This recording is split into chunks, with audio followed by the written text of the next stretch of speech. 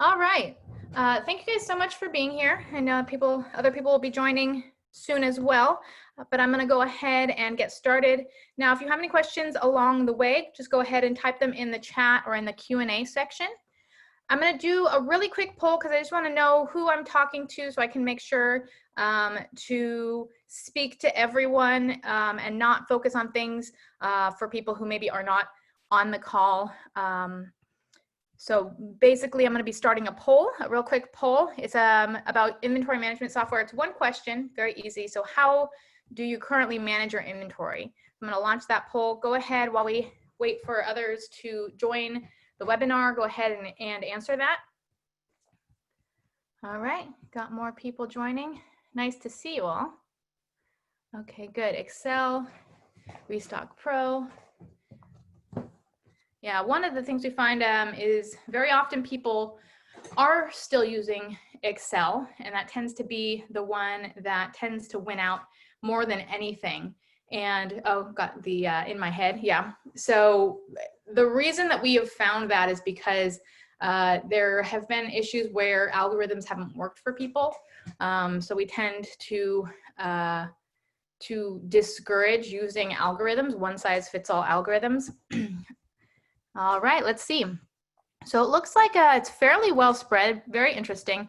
But again, we have majority in Excel or in my head. Okay, fantastic. I'm going to go ahead and end that poll. Thanks for answering that. All righty.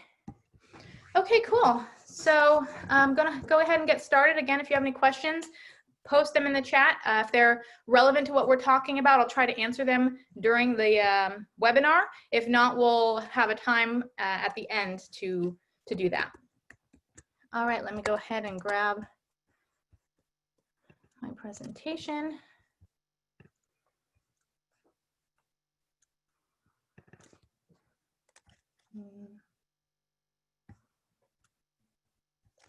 Okay, fantastic. Let me know that you can see my screen. I want to make sure that I'm sharing the right screen for you guys. All right, can you guys see that? Okay, fantastic. Okay, good. So pro inventory secrets to increase your bottom line. So we're going to be talking about some practices for avoiding stockouts. And as I've been speaking on this topic and speaking with sellers, I've actually been speaking with top sellers for the past over a year now, specifically on inventory management. So the conversation has evolved, and I've learned more and developed more in terms of how important inventory is to your overall business health. Okay, so just a little bit about me. I have been an Amazon seller since 2014, and I've been an Amazon copywriting expert for probably just as long, but have been doing that professionally as well. I have an agency and have been speaking on stages and on podcasts about copywriting since 2017, and been able to help top sellers increase their conversion rate and increase their sales by 2x, 6x, and sometimes even by 8x, depending on the products. So very much a proponent of copywriting. And so that kind of, is not necessarily a unique converter into inventory management. I actually also have an accounting or a bookkeeping background. So numbers has always been something I'm very interested in. And inventory management has been a necessity for my own business. Now, the reason why inventory management has been a necessity for my business is that I kept finding that I was running out of inventory, or I was over ordering, and kind of the pendulum swing between over ordering and under ordering became the biggest Achilles heel to my business. I knew that I wasn't able to scale because I couldn't get a hold of and control of my cash flow. And it was all because of inventory mismanagement. So for example, one time early on in my business, we weren't smart in how we handled our logistics, and our Christmas inventory literally got stranded, lost, they said, in an Amazon warehouse parking lot. And it was back then at the beginning of our business, it was $10,000 worth of inventory, literally pretty much our entire Christmas sales. It was all of our best-selling product for the entire Christmas season from the beginning of December to the end. And they mysteriously found it right after Christmas. So that was our first experience. I have stocked out several times. I've lost, several weeks to a month worth of income, various different times throughout my business. And every time it was, we're going to get better, we're going to fix this. And it never seemed to happen. And then we found ourselves, 6 months, 8 months later, experiencing the same issues. Comment in the chat if this is familiar, if you've experienced any of this. I'm sure if you're on this call, you probably have experienced some, if not all of these things. Over ordering products. I over ordered a product that I took, I think, 2 years to sell through. Made the wrong decision in terms of how much to order based on wrong data, and ended up paying thousands in storage fees and loans. Overestimated holiday inventory sales and paid thousands of dollars in storage fees and loan interest. So I see this business as you get into a death by paper cut situation where, you go, okay, well, I have to do this air freight, or I have to borrow this, this money to pay for my inventory, or, I have to pay these extra storage fees. All of these little tiny things, all these little tiny mistakes end up eating away at your profit. And then you get the Trump tariffs, and then you get, COVID, where you're stocking out because, of this, this act of God. And all of these things, if you don't get them reined in, can really start eating away at your business to the point where you're all of a sudden not profitable. So that's why I knew I needed a solution. And I started looking into various different softwares. The softwares that I looked into, they were confusing. They didn't make sense. The algorithm would work for some products. They wouldn't work for other products. And I felt like I needed more control. And some of them were really expensive. One of the softwares wanted to charge me $1,200 per month. And I didn't have that kind of money to throw at the solution. That would basically be, a huge cut into my margins. So I decided I'm just going to have to figure it out myself. I'm going to have to build something myself. I'm going to have to just find someone who knows how to make a software and just do that. So actually 2 weeks after I decided to build a software, I met this guy, Dan, and we met at an event. We were both speakers at this event. I had heard of Thomason, which is an influencer brand connector, basically allowing brands and influencers to work together to increase exposure for businesses. And so I'd known about his software and seen that he had continued to be successful over the years that I had kind of lost touch with it. Really nice guy. He kept saying he was bored and he needed a new software project. I had an idea for a project, so we teamed up and created my company, So Stocked. And So Stocked, and I'm telling you this just to give you some background on how long I've been immersed in the inventory space. This is over 2.5 years ago. We started the business So Stocked, and we have recently celebrated our 1 year of being live, working with sellers. We talk to sellers on a regular daily basis. Just before, just this past week, I think I've talked to about 5 sellers already, 5-6 sellers already about their businesses, and we take notes. So we have done a lot of talking. We basically have been, eating, sleeping, and breathing Amazon inventory management for over 2 years now. We've tested a bunch of different softwares on the market. We found out their strengths and weaknesses. And again, we've talked to dozens of 7- and 8-figure Amazon businesses. I call it crowdsourcing information. So that's what we've been doing, is crowdsourcing information to find out what is successful and what is not successful. And one of the things I found is that inventory management is the most crucial thing that you need in order to properly scale an Amazon business. And people talk about cash flow being a problem. Some cash flow problems can be fixed with simply, you've got marketing. A lot of people focus on marketing, and marketing is great, but marketing can actually start to hurt your inventory management if you don't plan for, and you run yourself into stock out. Marketing can't be your only tool to scale. So you need inventory management which leads into cash flow to scale. And we'll talk about that. I started talking about the flow of your business and how it needs to work together. Someone mentioned wanting to talk about, how a team needs to be constructed for proper inventory management and proper supply chain management. So I'm going to talk about that a little bit. All right. So here's a disclaimer.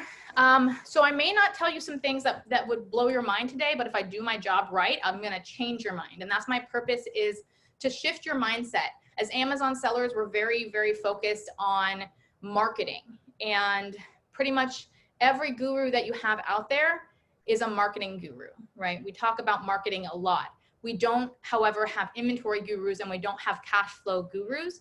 And I think that's what needs to change, because all the marketing in the world can be hampered by poor inventory and cash flow management.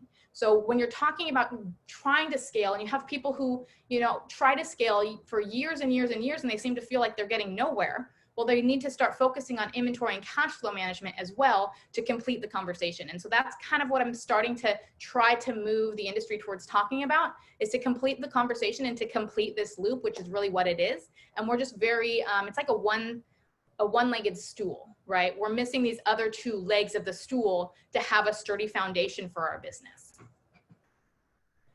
So it's the boring things that nobody talks about that will make you the most money in the long run, right? It's really, the death is in the details, and really having a clear, defined plan is important. People get stuck on the shiny objects, but it's consistency, and it's focusing on those details that no one else seems to care about.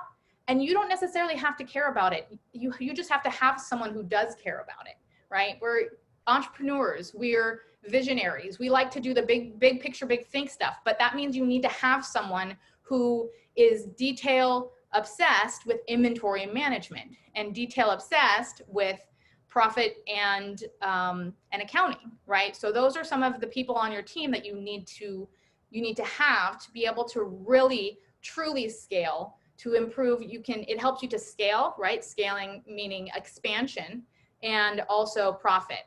The more profit you have and the more money you keep, the faster you can scale. All right, so it says the more control you have in your business, the more income you can create. Right, control equals income. Okay, so some of these simple problems, right? So these are some very, very basics of inventory management, but I'm going to teach you some tools around how you can use these tools to be able to better predict and better keep your inventory in stock, right? So we're going to use a scenario of averages, right? There are a couple of different ways that you can track and figure out your daily velocity. But we're going to use averages. For example, look at your 180-day average, your 90-day average, your 60-day average, and your 30-day average. And we'll create an average around that, right? This is one of the ways that we do it in our software. Another way is looking at last year's sales, right? So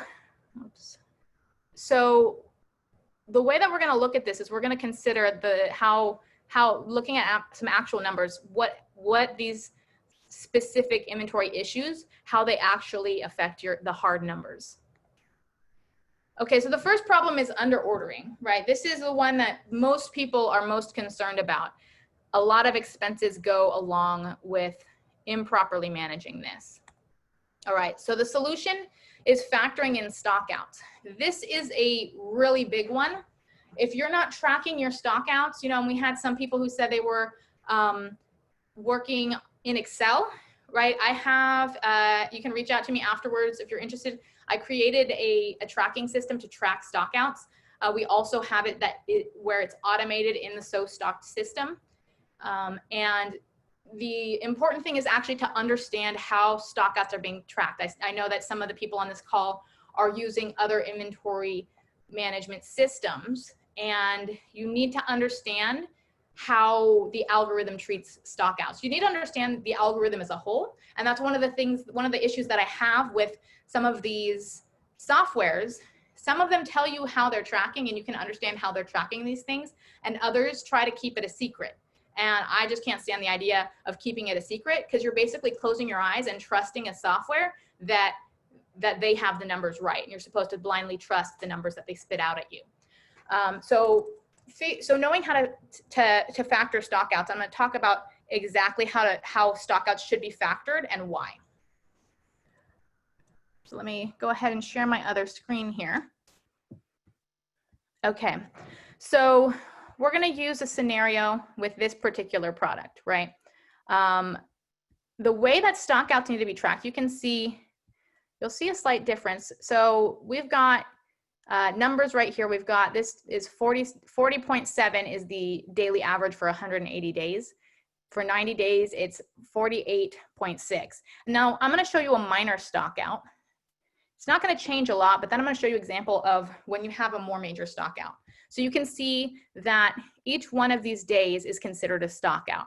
And what you're going to notice is it's not a 0. So that's what I'm talking about when I say it's really, really important to understand what is considered a stockout, and how the stockouts are being calculated in your in the forecasting system that you're using. Stockouts may be considered if you have 0 inventory in stock. That's only one piece of it. What if you get suspended? If you're only looking at, do you have inventory available in stock, then that's not going to handle any suspensions that you get. So you could be suspended for 2 weeks, and those would still count as days worth of sales. All of a sudden, your average is completely thrown off, and all of your numbers, the data that's being fed in, is incorrect.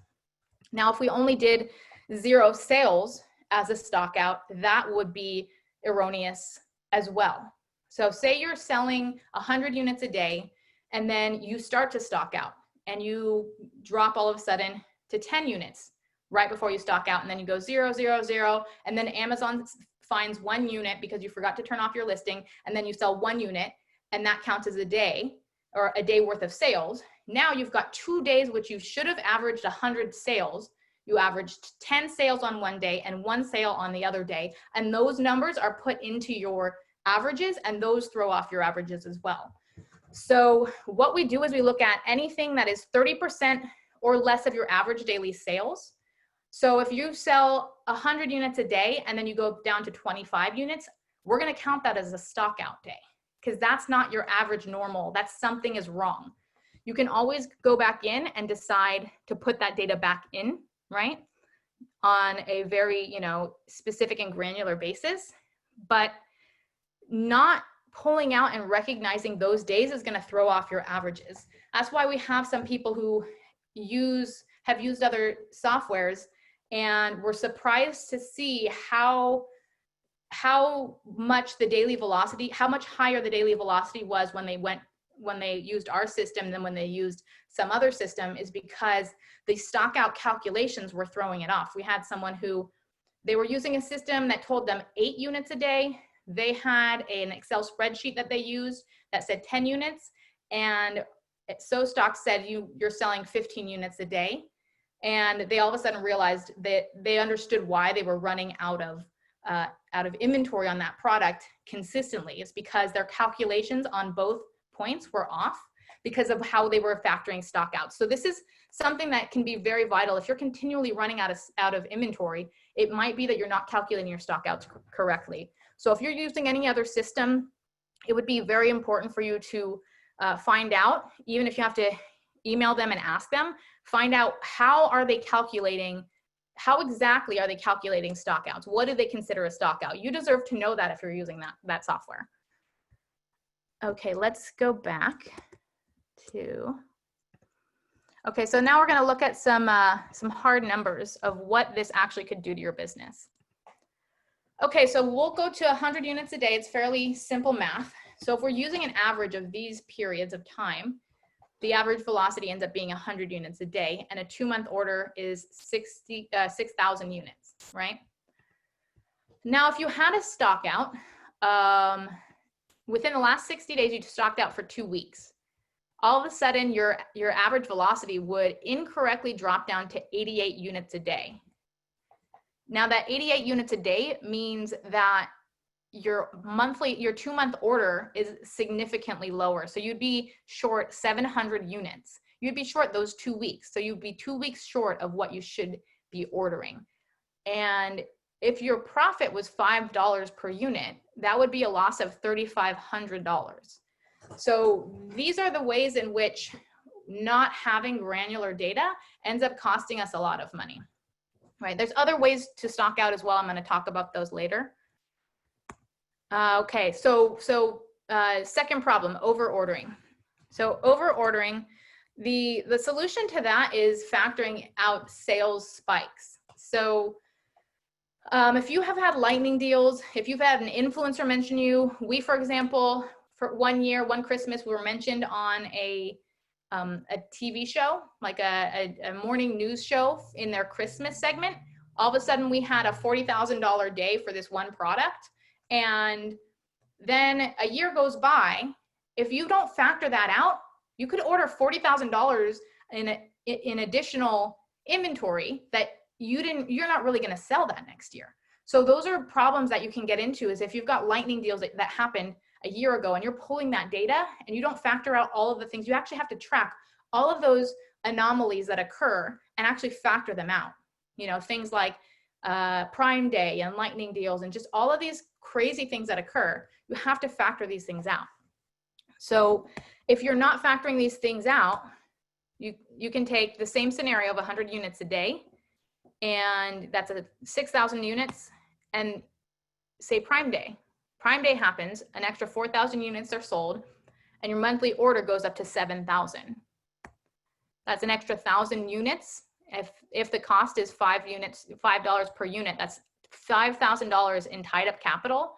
If you could take that same money and invest it in a product that gave you 200% return on investment, you would have lost $10,000.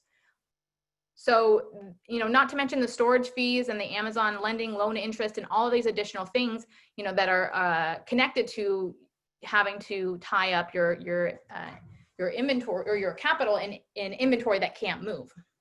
So it becomes very important to factor in sales spikes. So let me go ahead and show you sales spikes. So sales spikes, we factor in sales spikes as 150% of your average daily sales or higher. So you should be able to locate, and again, I've got a spreadsheet for this as well. It's a lot more labor intensive, but it does work, especially if you have only a couple of SKUs that you're trying to track. But what it'll do is it'll pull those numbers out and it will start to even out your sales. So if you have some huge days of sales, 170, this looks like Prime Day right here, right? If you're trying to calculate for September and you've got Prime Day in the middle of that, you have to factor that out. So this is how you do it, is to remove sales spikes.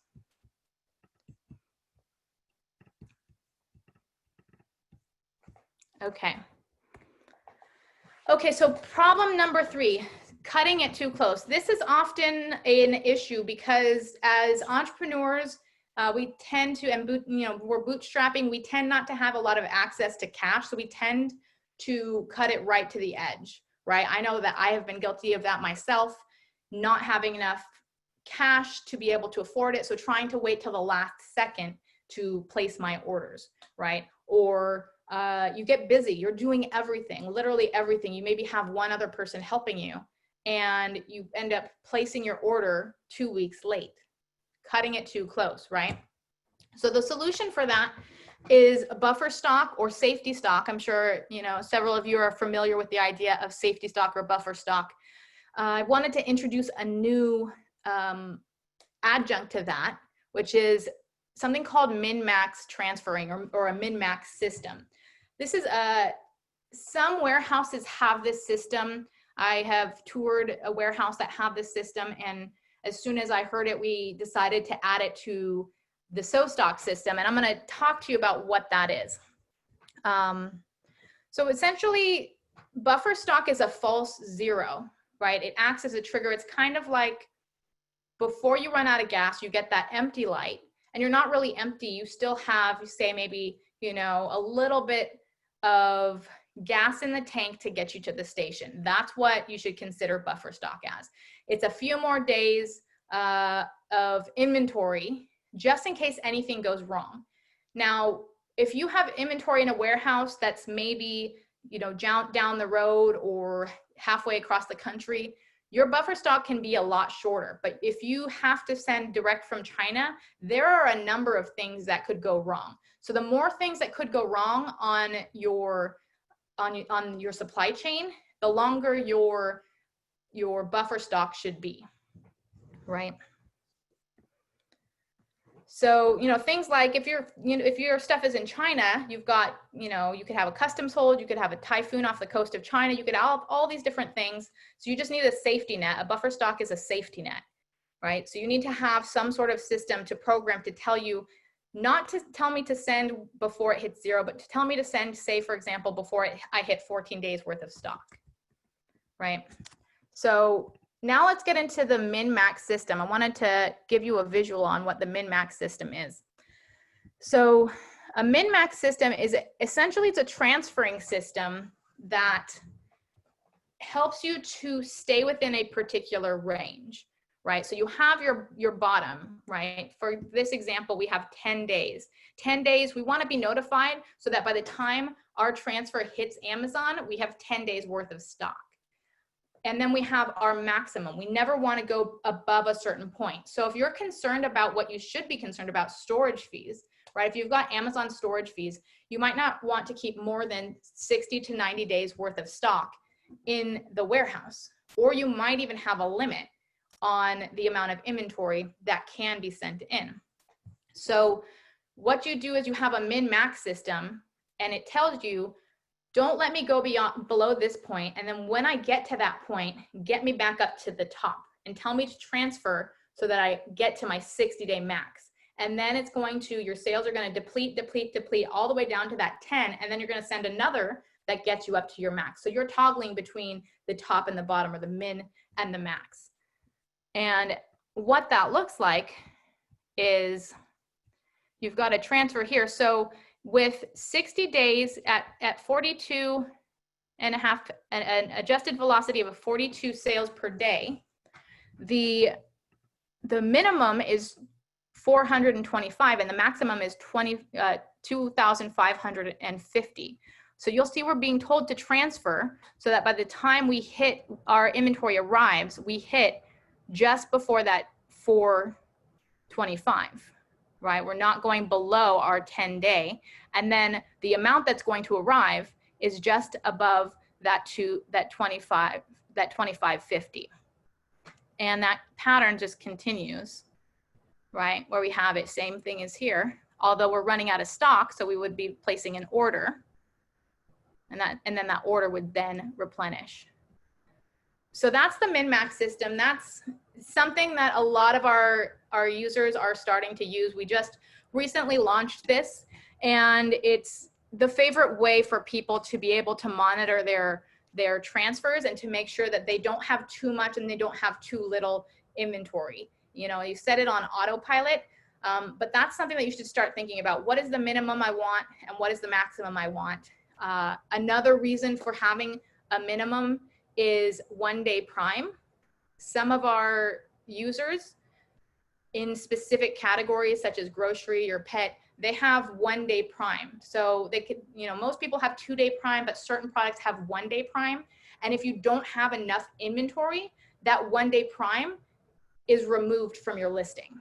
So, and that can be a factor for people in buying, and so the ability to know, okay, I need to always have 500 units in or I lose my 1-day prime. The buffer stock is extremely important in that, if that's something that has been seen to affect your sales. Okay. Yeah, and if you have any questions, let's see.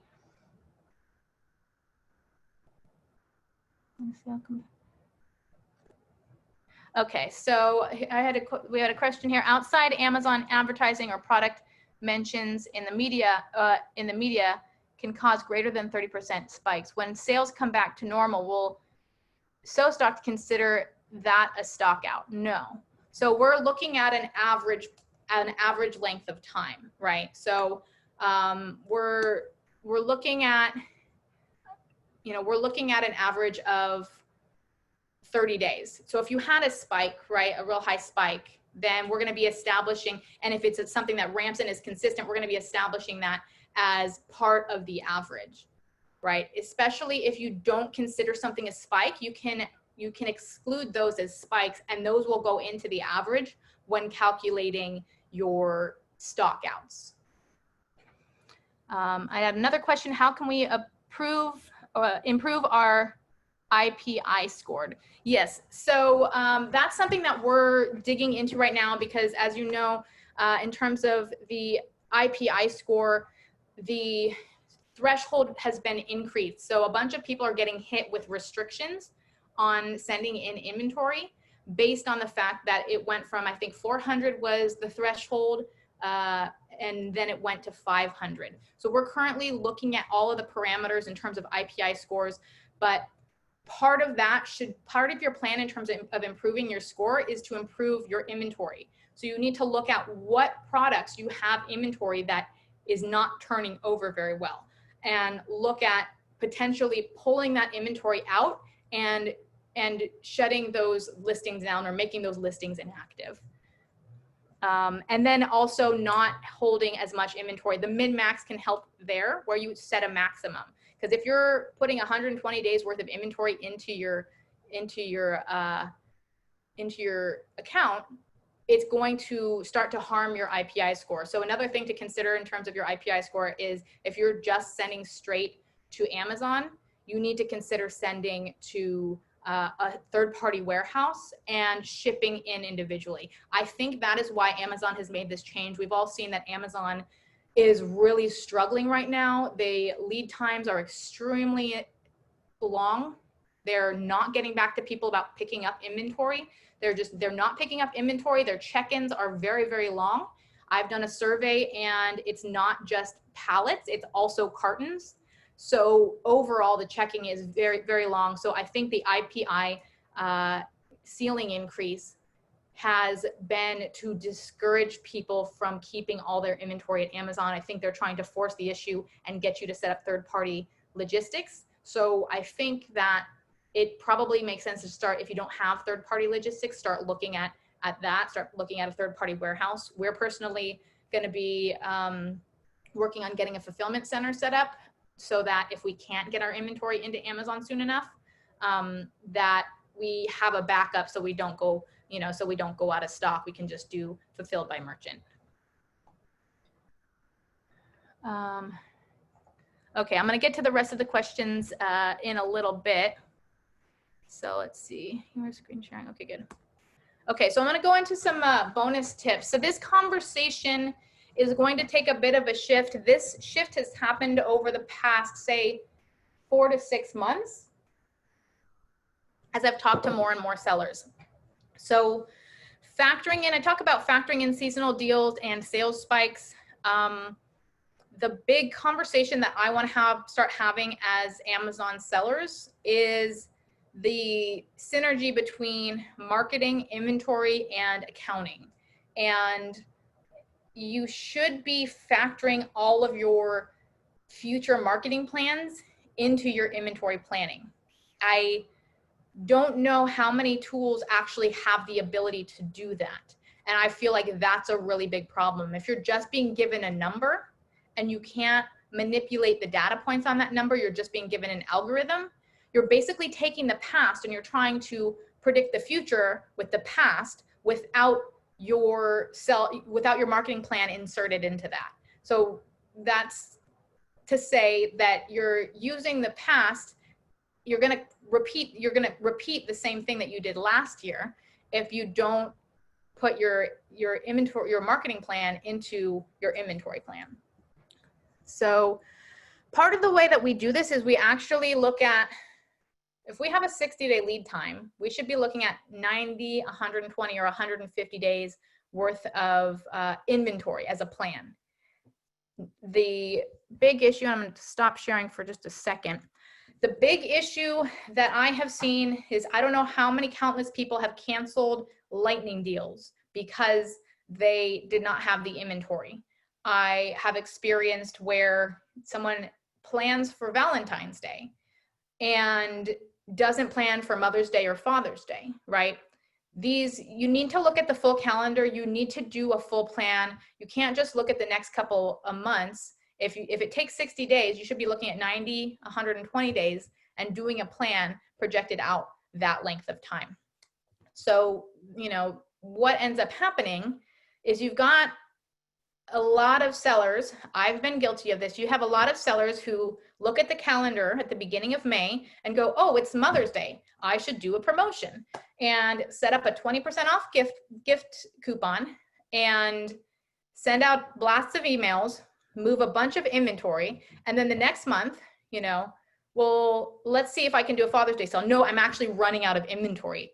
And then you just lost a bunch of 20% off discounts that you could have sold for full price because it turns out you didn't even have the inventory to be able to afford that specific sale. So this is how marketing can start to hurt us. When we're so marketing focused, we actually start harming ourselves with this obsession with marketing because you market in a vacuum. And so if you're marketing in a vacuum, you're hurting yourselves by getting discounted sales. You're hurting yourself by doing sponsored ads that run you into stockouts. I don't know, I've talked to several different PPC agencies who there's the smart ones and then there's the not so smart ones. If you're working with a PPC agency or considering working with a PPC agency, if they're not vetting your inventory to see whether or not your inventory can support their plans for you, then you might want to consider looking for another PPC agency, because if they're solely focused on sales, they're not looking at the big picture of your business, and that's what they need to be doing. So you as a business owner need to protect your business and know that anyone who's going to be working in your marketing space needs to run it by your inventory so that you don't run yourself into a stock out. That's a sure way to, we've got marketing, inventory, and cash flow. And these three areas, each one can hurt the other, right? If cash flow doesn't do a good job of securing the funds or reserving the funds to be able to afford the inventory, that hurts both marketing and inventory. Marketing can hurt inventory and cash flow by running into a stock out. Inventory can hurt the other two by not ordering the inventory on time. So all of these things work together, and that we need to be very holistic in our approach to our business to be able to actually fully scale. Until we get to that point, we can't blame anyone but ourselves for why we're not scaling. We really need to get serious about having all three of these areas work together in synergy. All right, so let me go ahead and show you a little bit of how these things work together, how to build out your plans, right? One of the things that's very helpful, whether you use SoStocked or you use another software, or you use an Excel spreadsheet, a timeline, an inventory timeline is invaluable. This is what we have here.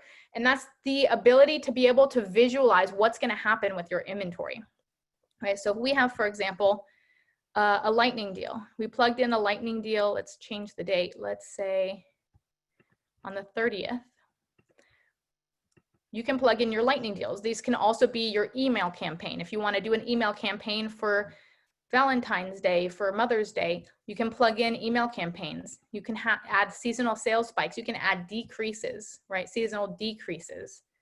And so you start building these things out, and you see that you've got the ability to affect all of your marketing plans inside of this timeline to give you an idea of what you really need to order, right? If you're wondering why you stock out, it's probably because you haven't built your marketing plan into your inventory plan. You planned based on, I had a friend I was talking to, and he goes, I've been on autopilot. We've been placing the same order every single month for the past 2 years, the same order at the same time.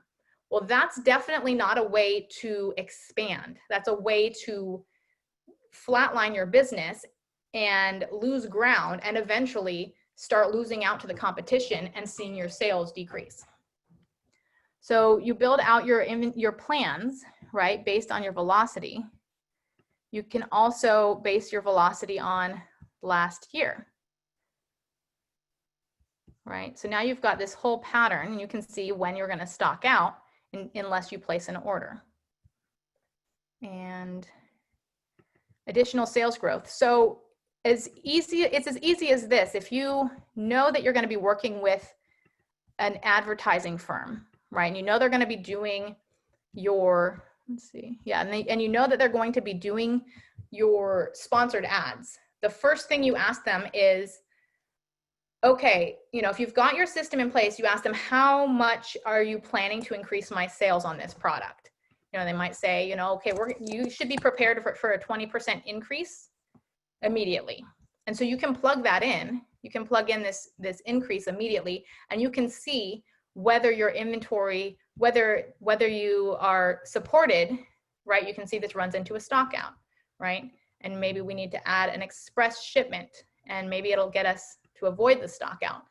But you start doing your planning, and you can play with these scenarios, and you see the stock out is gone. So I believe that an inventory timeline is extremely important, and building your marketing plan into your inventory plan is extremely important. And what this will do is this will then allow you to give this plan to your accounting, and they'll see what the cash flow is like. And that's the next place that we're going to be moving SoStocked, is building out cash flow scenarios. I won't get into that too much, but it's very fascinating, very interesting. The amount of money that you can, you know, potentially save by changing up your logistics, right? Changing the way that you know, do your shipping, changing the way that how often you transfer. Those types of things are very interesting. But first and foremost, getting your marketing to send their plans to your inventory team, and your inventory team vets out the plans. And they might come back and say, you can't do 20% increase in sales. You can do 15%, and then we'll plan for 20% after on our next order, right? So working together, if these teams aren't working together, and if it's you by yourself, it's just you simply putting together a marketing plan and vetting it out in your inventory. Okay, so that's that. Let's see. I believe we covered all of that. Okay, so now what? So some of you guys are using other software. Some of you guys are using Excel. My software is SoStocked. Let me know if you have, questions. Yes, so now what? Questions. We're gonna get into some questions. Let me take a look at what you guys are saying. Okay. Okay, so the next question, for some products, we only sell 5 a day, but the system forecasts 25 per day. I don't understand how to change it. Send me a video. So it sounds like you might be on SoStocked. Send me a video, because we do have, I want to make sure that you're not using the manual override. So, yeah, send me a video or send me an email, and I'll look at your system, because it's possible that you're using the override. The override, and you might be able to check this yourself. I'll show you where the override is. You have the ability to override by using this feature. So if you plugged in 25 right here, you would actually have it. So that's the first thing I would check, is make sure that the override isn't turned on. And if it is turned on, or if it isn't turned on, just reach out to me and I'll jump in there. Let's see. Okay, other questions? Does SoStocked have a mechanism to show any ASIN shipping limits inside the software? Not yet. That's something that now with this new, the IPI score, we're now looking into that. But regardless, you can set, if you have that information from Amazon and you know what shipping limitations there are, you can use the max setting to allow for your inventory to be capped at that amount. So if you know your shipping limits, you can record those limits inside of the software, and you'll never be told to send more than what you're allowed to send. All right. Looks like that's all the questions. Let me know if you have any other questions meanwhile. So I'm just going to real quickly talk about my experience with other software. So I had, tried some of these other softwares. I had met with some of these other software providers, and it was very confusing to me. I talked with a lot of sellers and they continually went back to an Excel spreadsheet. That is why our software is the way it is because when people are continuing to go back to a spreadsheet, it means that there's something that the inventory management software industry is not doing. You're talking about 7- and 8-figure sellers that are going back to spreadsheets. And so we did our forecast and we got 25 sellers in there. They didn't like it. We completely ditched it, said, send us your spreadsheets. Let us know how you're looking at your inventory. And we completely redid the forecasting to be more like Excel, only more automated, more detailed, more granular. And that was when people started spreading the word of mouth started picking up. And we knew we had something working right because, you know, anyone who tells you inventory management is hard to understand there's something they don't want you to know about. So if you don't know what the forecasts are, what the formulas are for how your inventory is being calculated, you need to figure that out. And, you know, it can be very insightful to figure those things out. And then also you need to be able to put your marketing plans into your inventory planning. This is essentially what most Amazon sellers' lives look like, right? So when I say, what are we, cavemen? So we needed a better mousetrap. I realized that, you know, inventory management is both science and art, and that there were a lot of inventory management softwares that were only addressing the science, right? Saying we have this very complex, you know, algorithm, and that you can't just get a number spit out. You have to be able to tell it what you are planning to do in business. And if your inventory management software doesn't allow you to tell it what your plans are, then it's doing you a disservice. I think we have one other question. Can you create shipments from SoStock? At this time, you cannot create shipments directly from SoStock, but you can connect them to your purchase orders and match them up. We are in the next couple of months going to be releasing that. There are several different developments that we are releasing, and one of them is the ability to create FBA shipments directly from the system. All right. Okay, so this is a quick offer. This is something that I only offer for about 72 hours. And if you've ever been to our website, you'll notice that we don't give free trials. And the reason that we don't give free trials is because we personally onboard every single person. So you get to talk to me one-on-one, right? You get a one-on-one strategy call to answer any questions you have about how to control your inventory, how best to organize it. And so we don't offer a free trial because we would get flooded with a bunch of people. But because of your being on the webinar and staying till the end and showing that you're committed to getting this information, we're offering a 1-month free trial. And that goes along with the coaching call with me directly.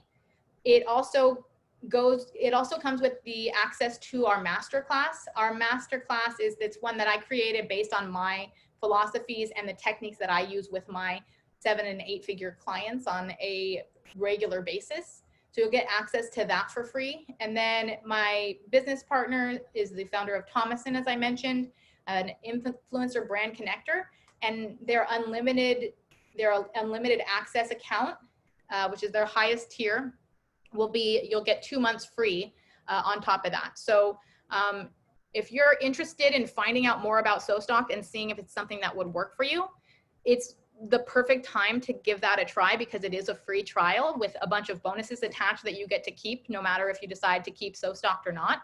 And so that's $59 a month. That's a free trial for 1 month and then $59 a month for life if you do decide to keep the software. That price will go up and eventually it'll be a tiered structure. So if you plan on or already do sell a lot of inventory, make a lot of sales on a monthly basis, it will end up being tiered up from $97 all the way up to about $397 probably in a tiered up structure like most of these softwares have. And so if you sign up, you get it for $59 per month for life with a free trial plus keep the bonuses. So so yeah, if you're interested, the link is below, sostock.com/webinar-lifetime-offer. And I'll put that in the chat. I believe I have one more question. Here it is in the chat. Okay, and then the last question, how exactly does SoStock track your local inventory if shipments do not originate from the software? So shipments should originate, you should originate shipments from the software, at least record them in the software, right? If you've placed them, you can place them as POs. If you don't want to do that, you can end up putting them into, say if they, updating your warehouse inventory numbers. So you have warehouse inventory and you have FBA inventory. If you simply place orders, you know, and you create an FBA shipment, we can pull an FBA shipment in, and then we can basically kind of create a purchase order or a work order based on that FBA shipment, and let the software know what date it will be arriving at. So there are a couple of different ways to do it, is the kind of the short answer. And you know, but you do definitely want to have all of your information in there. You want to have your warehouse, any outstanding POs, all of your inventory information inside of the software, so you can keep track of it. That's part of the purpose of it. And you actually we have a tracking system which tracks your orders all along the process, from production to shipping to warehouse and to Amazon. I think I have one more question.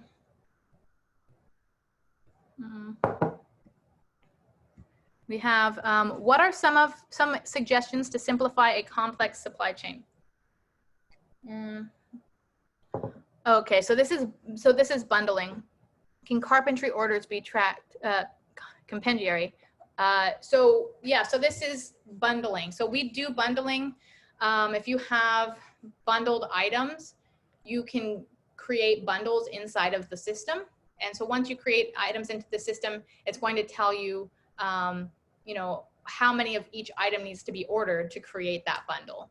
And we're working on one of the next updates that we're going to be doing is even more streamlining of the bundling process. We've talked to several people who do a lot of bundling, and we've taken a lot of really good feedback, and are working to implement that feedback over the next month or two for bundling specifically. But there is already a system in place where you can track your bundles based on the component parts. You would enter the the individual component parts of that SKU. And then when you go to place the order, even if it's with multiple suppliers, it will produce a flow line of multiple different POs that end up combining into one existing SKU. All right. I should specify FBA shipments. Oh, can you show the orders and inventory tab? Yes. Let me see. Okay, so the orders tab, the order tracking tab is here. So it'll be laid out. You'll have drafts, you'll have shipments to reconcile, you'll have orders, but the most important pieces are here. So your production, you can see what's en route, you can see how it's traveling, and you can see where it's going. You even have an expandable customs hold in case your inventory gets hung up at customs. And then you have purchase orders.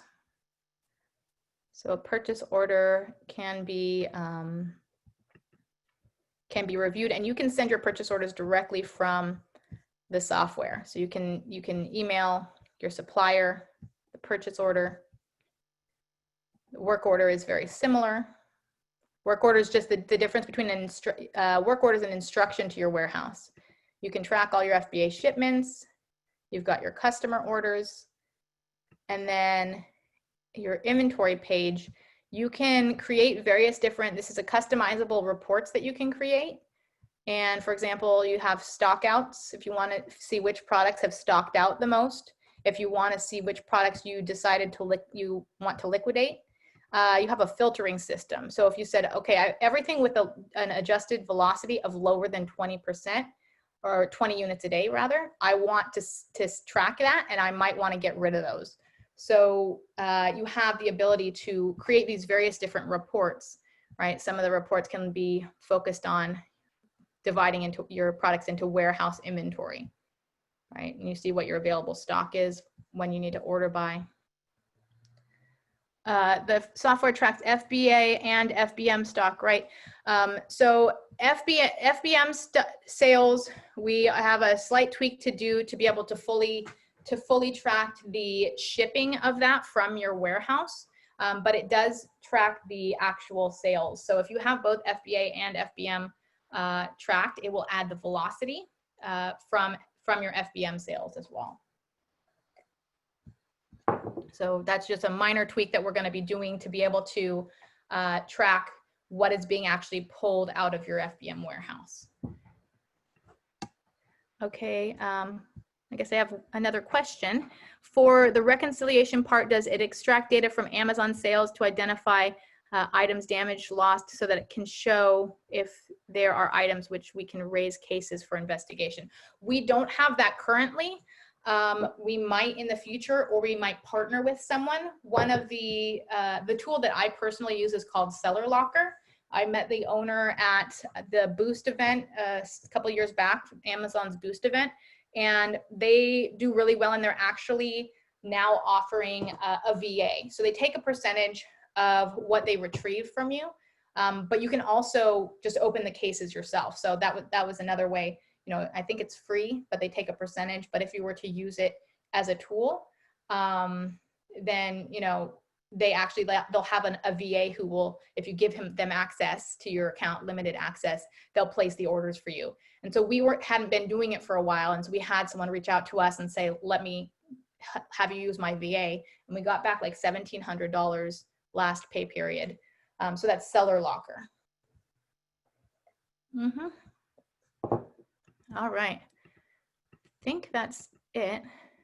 Oh, one more. We have brands that sell on Amazon, our brand website, Shopify, Walmart, and SoStock. So right now, we don't have integrations with Shopify or Walmart, but if you are fulfilling through